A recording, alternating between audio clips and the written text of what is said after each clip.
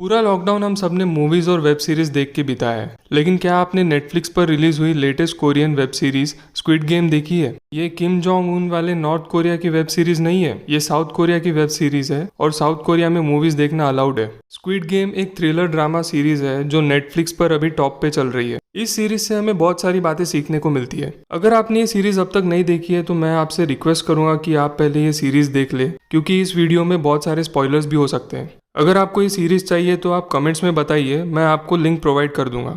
अब आते हैं हमारे मेन टॉपिक पे कि इस सीरीज से हमें क्या क्या चीज़ें सीखने को मिलती है।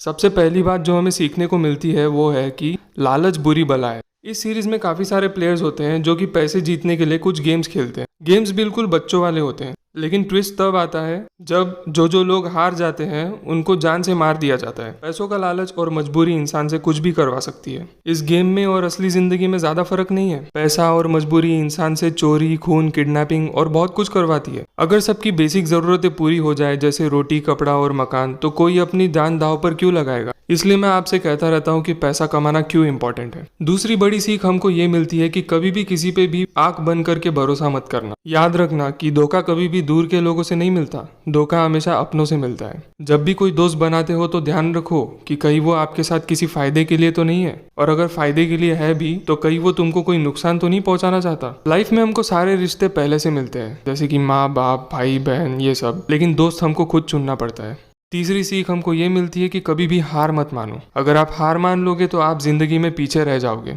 और ये दुनिया बहुत बेरहम है। अगर आप नीचे गिर गए तो ये दुनिया आपको ऊपर उठाने के बजाय आपको कुचल के आगे निकल जाएगी। आपको खुद उठना होगा और आगे बढ़ना होगा। जब जिंदगी से हार जाओगे ना, तो कोई दोस्त, कोई रिश्तेदार नहीं रहने वाला है तुम्हारे पास, बस तुम्हारे माँ बाप रहेंगे। आपने सर्वाइवल ऑफ द फिटेस्ट की थियरी पढ़ी है? जंगल में जो जानवर थका हुआ होता है या जख्मी होता है वो सबसे पहले मारा जाता है, और जो तेज होता है वो बच के निकल जाता है। इसलिए इस दुनिया में अगर सरवाइव करना है तो चालाक बनो, तेज बनो और कोशिश करते रहो। सक्सेस एक ना एक दिन जरूर मिलेगी।